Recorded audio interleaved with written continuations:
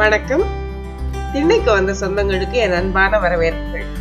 இன்னைக்கு திண்ணை சமையல்ல நம்ம பார்க்க போறது தமிழ்ல சூறை மீன் அப்படின்னும் ஆங்கிலத்துல டூனா அப்படின்னு சொல்லப்படுற ஒரு மீனை காய வச்சு பக்குவப்படுத்தி தயாரிக்கப்படுறதுதான் இந்த மாசிங்கிற பொருள். இதை மால்தீவ்ஸ் ஃபிஷ்னு சொல்றாங்க அல்லது மாலத்தீவு மீன்னு சொல்லலாம்.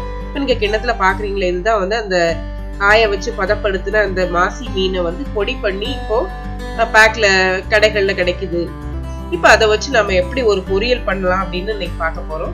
பக்கத்துல சைட்ல பாக்கெட்ல இருக்கிறது அந்த மாசி கருவாட்டோட பொடி, கடையில நான் வாங்கினது.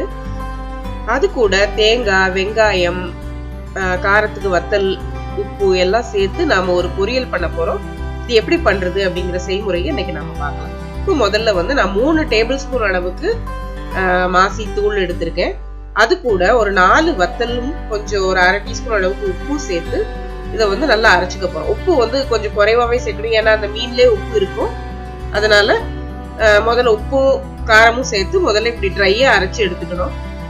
அதுக்கப்புறம் நாம தேங்காய், வெங்காயமும் எடுத்து வச்சிருக்கோம் இல்லையா, அதை ஒண்ணு ஒண்ணா சேர்த்து அரைக்கணும். தேங்காயை முதல்ல சேர்த்து அரைச்சிக்கணும், ஏன்னா தேங்காய் வெங்காயத்தோட சேர்த்து போடும்போது அவ்வளவு நல்லா அரைப்படாது. அதனால முதல்ல தேங்காயை போட்டு இதை மாதிரி அரைச்சிக்கோங்க. இந்த பொடியும் தேங்காய் சேர்ந்து இப்போ உதிரியா இருக்கு. இப்ப இது கூட நம்ம வெங்காயத்தை சேர்த்து அரைக்கும் போது அது நல்லா அந்த வெங்காயத்துல உள்ள நீர் சத்தும் சேர்ந்து ஒரு துவையல் பதத்துக்கு வந்துடும்.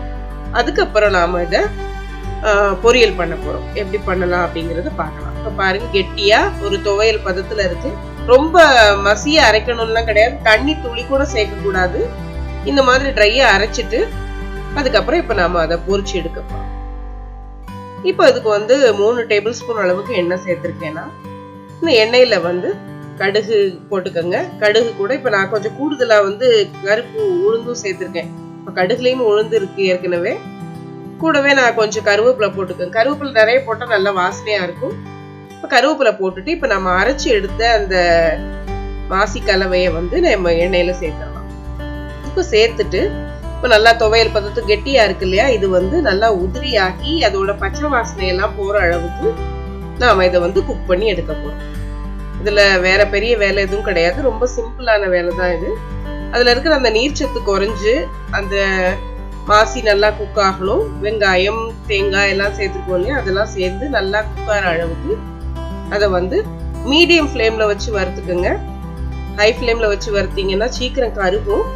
அதனால குறைவான தீயில வச்சு இந்த மாதிரி ஒரு 2-3 நிமிஷம் தான் ஆகும். நீங்க அதிகமா டைம் ஆகாது. ரொம்ப உதிரி ஆகணும்னு அவசியம் இல்லை. இந்த மாதிரி பதத்துக்கு வந்துச்சுன்னா நீங்க அடுப்பு ஆஃப் பண்ணிடலாம். இது ரொம்பவே டேஸ்டா இருக்கும். அதுலயும் குறிப்பா சொல்லணும்னா ரசம் சாதத்தோட சேர்த்து சாப்பிட்றதுக்கு ரொம்பவே அட்டகாசமா இருக்கும்.